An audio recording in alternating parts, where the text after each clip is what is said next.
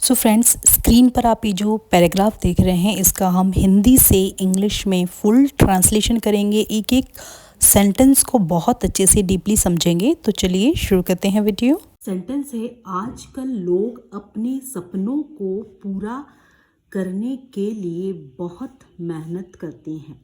अब देखिए फ्रेंड्स, आजकल, आजकल को हम कहते हैं नाउ अ डेज। ठीक है, हम क्या कहते हैं आजकल को? नाउ अ डेज, नाउ अ डेज, नाउ अ डेज। आजकल यानी कि नाउ अ डेज। लोग बहुत मेहनत करते हैं। ठीक है, लोग कैसे क्या करते हैं सपनों को पूरा करने के लिए? लोग बहुत मेहनत करते हैं। ठीक है, तो बहुत मेहनत करते हैं को क्या कहते हैं? Work very hard. कौन करते हैं मेहनत? पीपल। ठीक है, लोग को हम कहते हैं people, PEOPLE, people work very hard, work very hard. ठीक है, किस चीज़ के लिए? अपने सपनों को पूरा करने के लिए, अपने सपनों को पूरा करने के लिए। ठीक है, अपने सपनों को पूरा करने के लिए। अब अपने सपनों को पूरा करने के लिए, किसी भी चीज़ को पूरा करने के लिए, प्राप्त करना, तो हम उसे कहते हैं टू अचीव। क्या कहते हैं? To achieve. ठीक है, टू अचीव। टू अचीव क्या करना है यहाँ पर? सपनों को पूरा करना है। To achieve their dreams, to achieve their dreams. ठीक है, तो whole sentence will be nowadays people work very hard to achieve their dreams. Nowadays people work very hard to achieve their dreams. ठीक है, तो sentence will be nowadays, nowadays, nowadays मतलब आजकल। nowadays people work very hard to achieve their dreams, achieve their dreams। तो ये होगा इसका full sentence है, लेकिन कई बार मेहनत करने के बाद भी उन्हें तुरंत सफलता नहीं मिलती। अब देखिए फ्रेंड्स, मैंने आपको बताया था लेकिन, जो पिछले वीडियो में लेकिन को हम बट कहते हैं। बट भी कह सकते हैं या फिर आप हाउएवर भी कह सकते हैं, यानी कि फलस्वरूप, मतलब इतनी मेहनत करने के फलस्वरूप भी उन्हें तुरंत सफलता नहीं मिलती। इसका यही मीनिंग निकलेगा। तो आप यहाँ पर बट भी लगा सकते हैं और लेकिन की जगह आप हाउएवर भी यूज़ कर सकते हैं। हाउएवर, हाउएवर, हाउएवर का मतलब भी लेकिन होता है और बट का मतलब भी लेकिन होता है। ठीक है, हाउएवर। अब देखिए, कई बार, कई बार की इंग्लिश क्या होती है? समटाइम्स।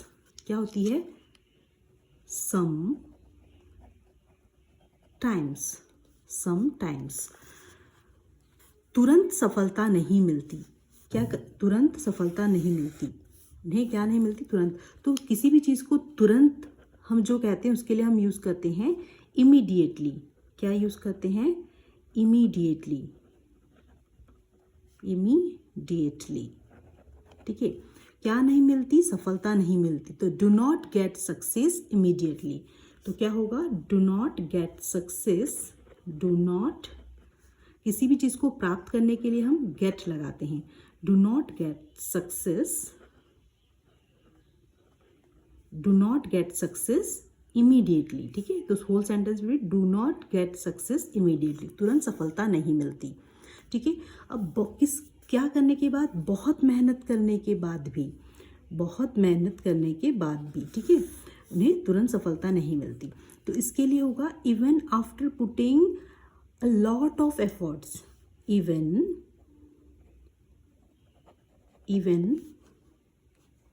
आफ्टर पुटिंग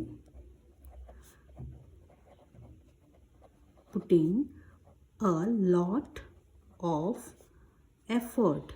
एफर्ट मतलब होता है, पुटिंग इन एफर्ट मतलब होता है मेहनत करना। ठीक है, मेहनत करने की इंग्लिश होती है मेहनत करना। आप यदि किसी को भी मेहनत करना कहेंगे ना, उसको हम बोलेंगे putting in effort. Putting in effort, किसी भी चीज़ में आप एफर्ट लगाना, उसमें प्रयास करना, ठीक है, उसे कहते हैं मेहनत करना। तो whole sentence will be however sometimes they, उन्हें के लिए यहाँ पर हम दे यूज़ करेंगे। They do not get success immediately even after putting in a lot of effort. However, sometime do not get success immediately even after putting in a lot of efforts. So whole sentence will be however, sometimes they do not get success, immediately मतलब तुरंत, IMEDIATELY, immediately. Even मतलब कि करने के बावजूद भी, जो हम कहते हैं ना करने की, even after putting in a lot of effort. Okay, so whole sentence will be however sometimes they do not get success immediately even after putting in a lot of effort. ऐसे समय में कुछ लोग हार मान लेते हैं जबकि कुछ लोग लगातार कोशिश करते रहते हैं। अब देखिए ऐसे समय में की इंग्लिश क्या होगी, इसको कहते हैं during such situation, during such situations, ऐसे समयों को कहते हैं ड्यूरिंग सच सिचुएशंस में कुछ लोग हार मान लेते हैं। हार मान लेने को कहते हैं गिव अप करना, ठीक है, हम कहते हैं ना don't give up, keep trying, don't give up. तो ये एक फ्रेज है, इसको आपको याद रखना है। हार मान लेने को कहते हैं हम कि गिव अप करना, ठीक है। जबकि कुछ लोग के लिए होगा आपका, जबकि के लिए हम यूज़ करते हैं वाइल, WHILE, वाइल। कुछ लोग मीन्स वाइल अदर्स लगातार कोशिश करते रहते हैं। लगातार कोशिश करने को कहते हैं, किसी भी चीज़ को लगातार करना मतलब कीप ट्राइंग कंटिन्यूसली, ठीक है, कीप ट्राइंग कंटिन्यूसली। तो गिव अप जो यहाँ पर आपको याद रखना है is a common spoken English phrase. आपको कहीं भी हार मांगने के लिए हम गिव अप वर्ड यूज़ करते हैं, फ्रेज यूज़ करते हैं, ठीक है। तो whole sentence will be during such situations some people, कुछ लोग मतलब होता है यहाँ पर, कुछ लोग मतलब होता है सम people,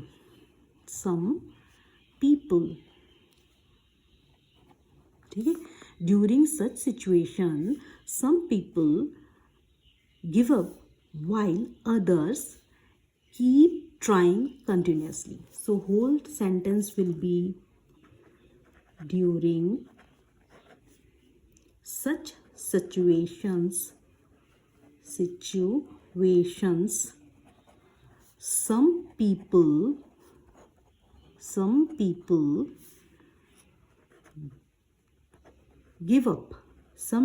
give up while others, जबकि कुछ लोग while others keep trying continuously, CONTINUOUSLY,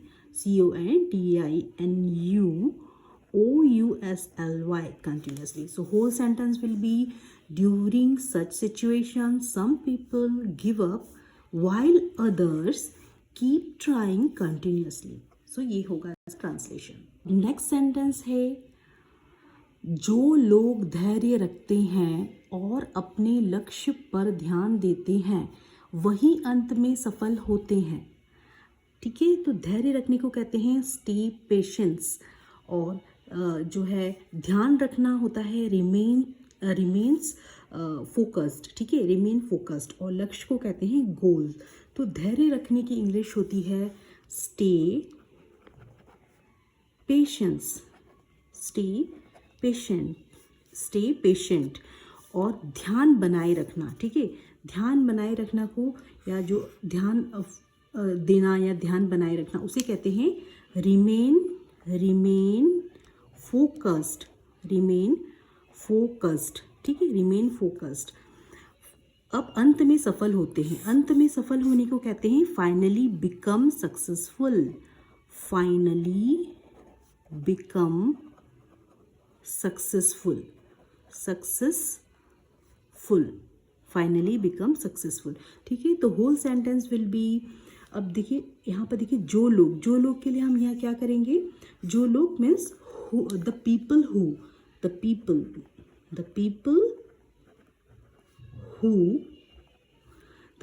who stay patient and remain focused on their goal।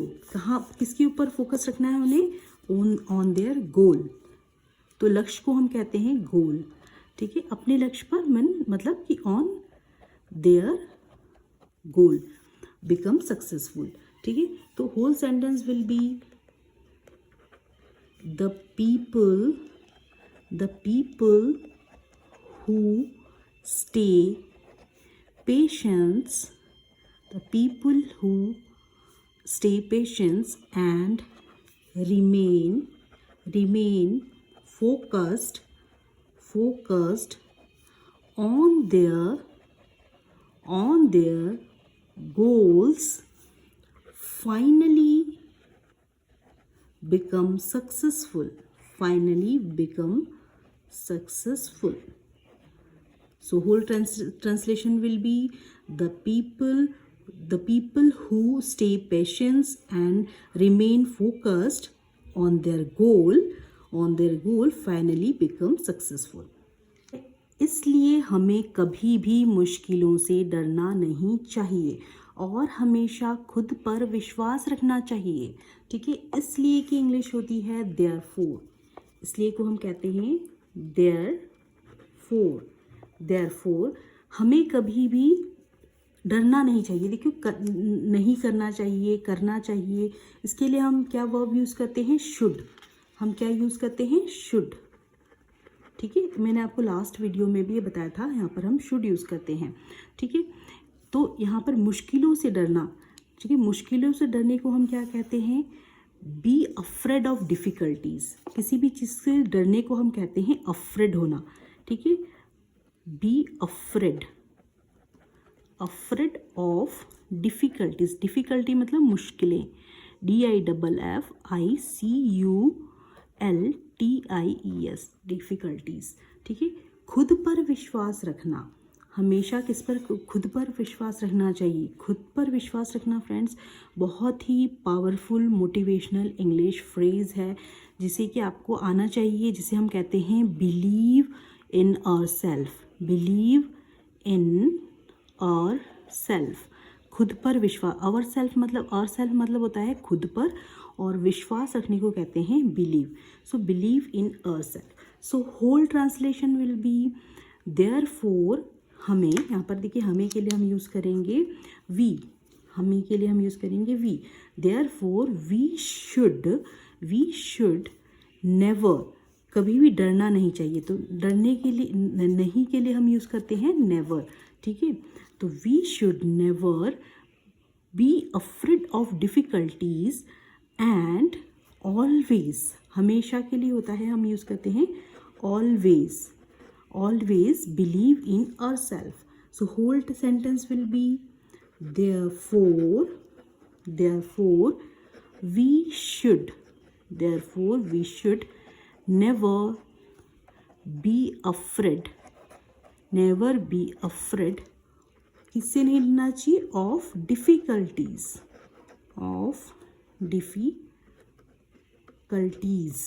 and